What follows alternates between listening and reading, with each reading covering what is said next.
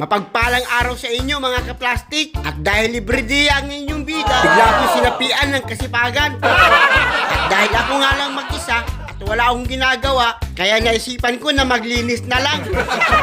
Balik katatapos ko lang pala magligpit sa mga kalat dito sa sala mga kaplastik. At dahil matagal-tagal na rin din namin nalilinisan ang sa ilalim ng upuan at sinipag naman ang inyong bida, kaya binanatan ko na. Tulad nga sa mga nababanggit ko sa mga nakaraan kong video, tuwing umaga talaga, ganito ang gawain ko. Pero sa totoo lang, nakakasawa rin talaga pag ganito araw-araw ang ginagawa mo. Kaso, wala na talaga tayong choice. Para lang yung buhay natin dito sa abroad, na araw-araw tayo pumapasok para kumayod. Okay lang yung mga kaplastik. Ang importante, lumalaban tayo ng patas at walang naapakan na tae. Pero iba-iba talaga tayo mga Pilipino. Bukod sa masisipag, magagaling pa magtrabaho. Bueno, hindi ko naman nilalahat ha. Pero halos karamihan talaga, wala talagang amo na hindi makukontento. Eh ikaw ba naman, kahit hindi mo trabaho, ginagawa mo. Papasikat ba? Para tumaas ang ranggo.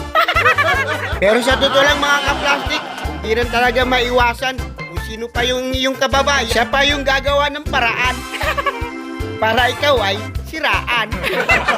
Ang saklap, di ba mga kaplastik? Tulad nga na sinabi ko mga kaplastik, ganun talaga ang buhay. Kung may bida, may kontrabida. Pero sa totoo lang talaga mga kaplastik, maganda rin naman may kasama kang kababayan sa trabaho mo. Kaso, dapat yung kasundo mo. Kasi kung puro lang naman kasiraan at kaplastikan ang ginagawa sa'yo, bagay yan sila mag-subscribe sa channel ko. Oh, yung mga plastic dyan, ano ba inaantay nyo? Subscribe na kayo! Joke nga mga kaplastik. At kung di lang ako sinipag maglinis ng bahay, baka nasagalaan na ako. Pero ako lang yung gagala na wala namang pupuntahan. Pero ang totoo mga kaplastik, mas nanaisin ko na lang talaga magpahinga kaysa gumala. Bali natapos ko na pala linisan ang dalawang supang malalaki sa ilalim mga kaplastik. Kaya inaayos ko na rin yung mga unan sa kanilang puwesto. At tinaas ko na rin yung persana para kitang-kita. At kung 8 taon na yung anak namin, ang batang makulit na si Angelo, at yun na rin yung taon na itinira namin dito sa bahay na ito. Pero sa totoo lang mga kaplastik, napakabait talaga na may-ari ng bahay na ito. Dahil yung mga luma nilang gamit na gusto namin itapon dahil sira na, pumapayag naman sila. Binibigyan nila kami ng permiso kahit anong gawin namin sa bahay nila. At ang pinaka-the best lang talaga mga kaplastik, never talaga sila maningil. Ganun na lang talaga siguro ang pagtitiwala nila sa amin mga kaplastik. Dahil never naman kami pumapalya. Sa totoo nga, every 3 months kami nagbabayad ng upa ng bahay nila. Pero ayos lang, wala namang dahil problema. Dahil baka siguro nung nakakit ang may-ari dito sa bahay nila at napansin nila ng aming inayos at pinaganda ang bahay nila, kaya siguro, hindi na kami tinaasan. Bali tapos na pala ako mag-vacuum mga kaplastik. At para makumpleto ang paglilinis, minapan ko na rin. Para sigurado, tanggal ang alikabok. At para mas masaya ang ating paglilinis, pati carpet, sinama ko na. Pero sa totoo lang mga kaplastik, pagkagaling ko sa trabaho at pag-uwi sa bahay, mas nanaisin kong nakahiga dyan sa carpet habang nagpapahinga.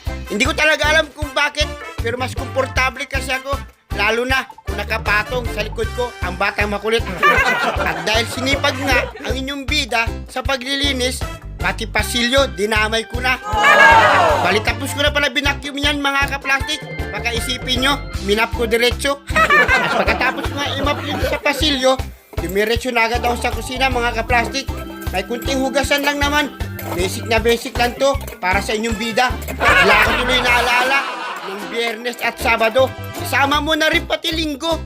Nasira kasi ang dishwasher machine namin sa trabaho ko. Kaya mano-mano kong hinugasan ang mga kaldero at plato. Kaya sobra-sobra talaga ang pagod ko mga kaplastik nung araw na yon. Sobrang inis ko talaga nung araw na yung mga kaplastik.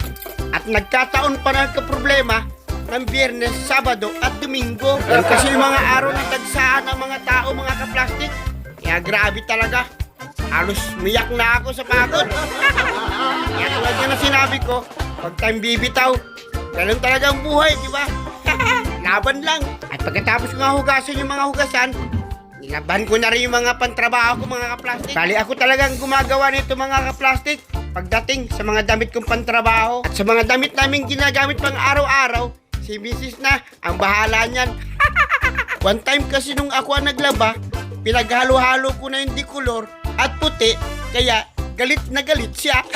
Aba, malay ko ba na hinihiwalay yun? At i-update ko lang pala kayo mga kaplastik sa mga alaga kong isda. Bali, 2 na lang sila ang natira mga kaplastik. Namatay kasi yung 3 kong alaga. Mga 2 buwan na nakalipas mga kaplastik. Bigla ko lang napansin, bigla sila nanghina. At tungkol naman sa ibon ko, ay sa alaga kong ibon, ayun, bali nagpaalam na rin ang partner niya. At dahil sa nag-iisa na lang siya, pinaplano ko, nabigyan siya ng kasama. Baka ngayong pagsweldo, bibili ako para may makasama siya. At dahil maganda nga ang sikat ng araw, kaya naisipan ko na ilabas siya. At hanggang dito na lang din ang ating video mga kaplastik. Maraming salamat ulit sa inyo. Sa ating mga silent viewers na nanonood sa ating video, maraming salamat. At shout out na rin pala kay Kabus, kina Mama at kay Papa, kay Aya at sa mga kids niya. At sa lahat ng mga tropa ko dyan sa Pilipinas at dito sa Espanya. At sa family ng misis ko, shout out sa inyong lahat dyan. Mag-iingat kayo palagi dyan. Hanggang sa muli nating pagkikita.